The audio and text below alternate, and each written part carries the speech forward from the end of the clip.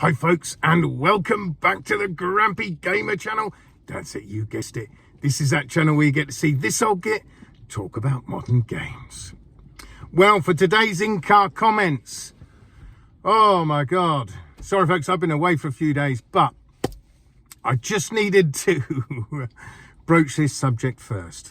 Now, I released a video last week about GTA 6 and Sony supposedly winning the marketing rights to that game.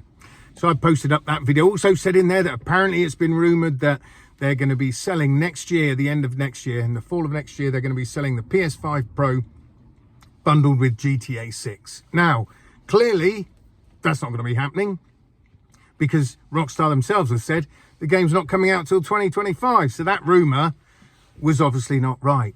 However, I then find out that someone's reported, I know who, someone's reported that video because I'm wrong, you're spreading misinformation, that's been debunked about Sony winning the marketing rights.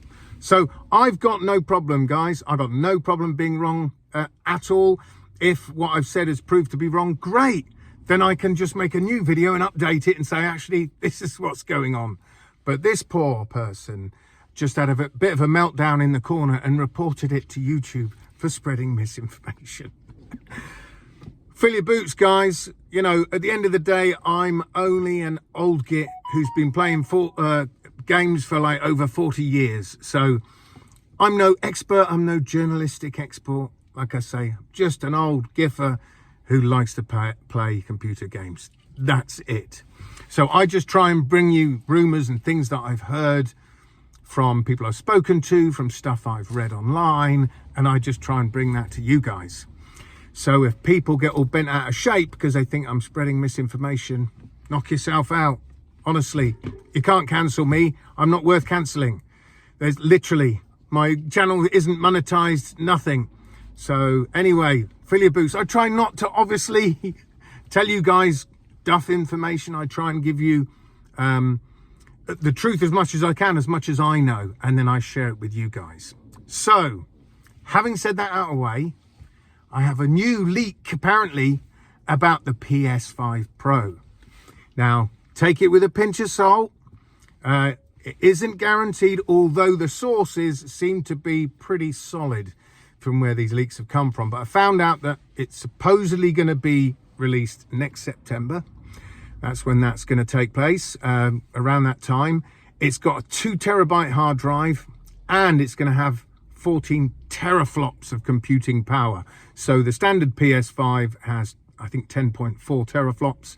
So this is quite a big jump.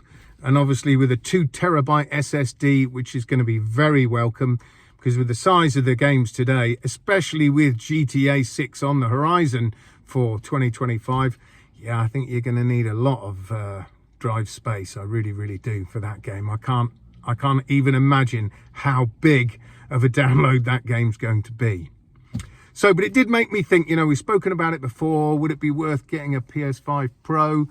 And for me, as I've said, the PS5 Pro would only be of interest to me if it was a big advancement for the PSVR 2. You know, for the old PS4 and the PS4 Pro, the PS4 Pro did give a big jump and a step up graphically over the PS4 running the PSVR 1. I get all confused with these different names of everything. But so yeah, then I think I would get a PS5 Pro. God knows how much it'll cost. I dread to think. I reckon it could be up around easily 600, I reckon. I could be wrong. Again, I could be wrong, chaps, you know. Yeah, I reckon it could be around £600 when it first comes out. But I guess we're just going to have to wait and see. So, is it something that you guys would be interested in? Would you bother picking up a PS5 Pro? Like I said, I wouldn't pick it up for flat screen gaming. I'm quite happy with the way games look on the standard PS5. Yeah, if it didn't do anything with the PSVR 2, I don't think I'd bother. But let me know what you guys think. Let me know if you're excited for a PS5 Pro, if it is true and it is coming. Let me know down in the comments. Also wanted to tell you guys about a game that's coming out now next week. This game was meant to be coming out in November, but it got put back, and that's Tiger Blade. I haven't seen too much of it. It looks a game that's sort of a cross between Sorrento VR and Zombieland. I've heard, again, it's rumoured, guys. I've heard that it's more of an on-rails shooter. So you sort of stand on the spot, shoot a load of stuff, and then you teleport to the next bit. I don't think there's any free movement, which is a shame because, yeah, I'd much rather it have free movement. So I'm going to be checking it out as the week goes by. It comes out on, I don't know whether I've already just said it, but it comes out December the 20th. So literally a week away. Let me know if this is a game you guys are excited for or whether you're going to give it a miss.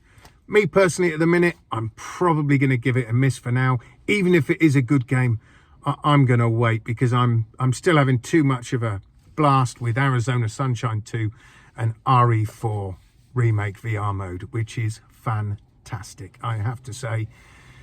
As you know, I was playing early access of Arizona Sunshine 2, really getting into it. Nice looking game, great fun. Then I got the Resi 4 VR mode. And when I stepped into that, oh my God, graphically, it blew me away. I think it looks fantastic. The atmosphere is fantastic. The only thing people don't seem to like, a few little niggles here and there, is the immersion breaking occasions when it comes out of VR and goes into third person. So like when you roundhouse someone, it goes into third person. When you climb a ladder, it goes into third person. And also opening doors, you don't really open them, you just press X. So those things, to be honest with you, because the game is so good, those things I really can forgive them. And they literally only happen for seconds. You know, when you do the roundhouse, it must be about 3/4 of a second and then you're back in VR. Climbing a ladder may take a few seconds to go up, but then you're straight back into VR. And the rest of the game is flawless. It's so much fun. The gunplay is great fun. I mean, I don't think I've ever had so much fun shooting people in the face without consequence. I don't know what that says about me, but yeah, the gunplay's fantastic. So if you haven't played this, guys, if you haven't picked it up yet, one, you've missed a trick because it was on sale last week. It was down to 23 quid. So you get the full game with the free VR mode. Yeah, you should have definitely bought it. But if you haven't, this game is still worth picking up now, even though it's gone back up in price. This is a must-buy for me. Absolute must-buy. To me, it's a system seller all day long. So, there we go, folks. That's it from me today. So I'll say I shall see you guys on the other side. Adios.